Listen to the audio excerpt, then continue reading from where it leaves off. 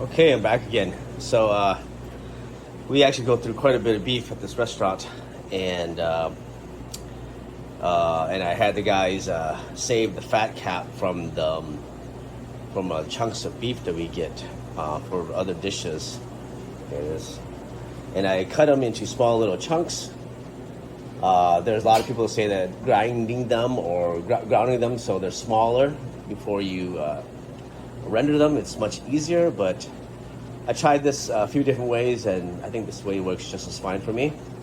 So the pot here, since we're keeping the fat, I feel that it's important to use, purified water.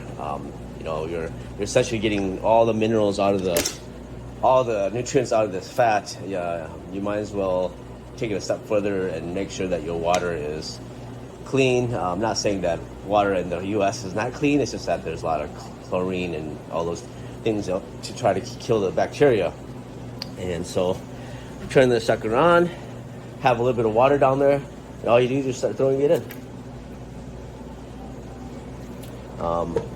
As you can see, the chunks are not that small, and I'll show you why I do the way I do, and we'll be back. And also, I add a little bit of salt just to help speed up the process, not much.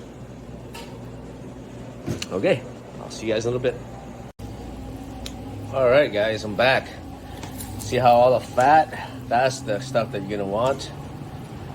And then again, there's still a lot left to render. Sorry, the fan is gonna kick in. It's getting kind of hot in here.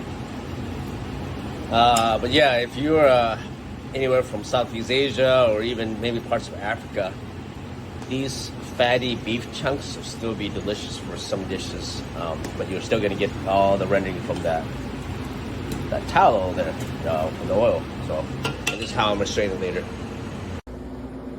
Okay, guys, I'm back.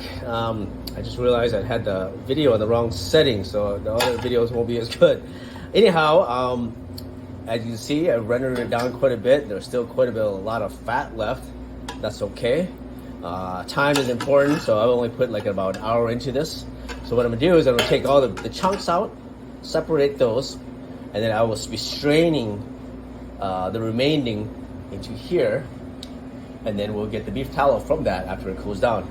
So again, only put an hour into this. I didn't have to ground it. I didn't have to, and some of these chunks could be used for other dishes, especially if you're Southeast Asian. There's a lot of great dishes you can use for. If not, you can keep on rendering this down if you really wanted to. All right, thanks for watching. Bye-bye. Okay, guys, back again. I just poured it all, and look what all is left. And that will be your beef tallow. The strainer I use has the holes a little bit too big, so there is some meat that's got back there. But again, once this cools down, I can pour it into a container that I will keep cold or cool. And again, this is pure beef tallow right there. There's all the goodies left if you wanted to use that for something else. Thanks for watching.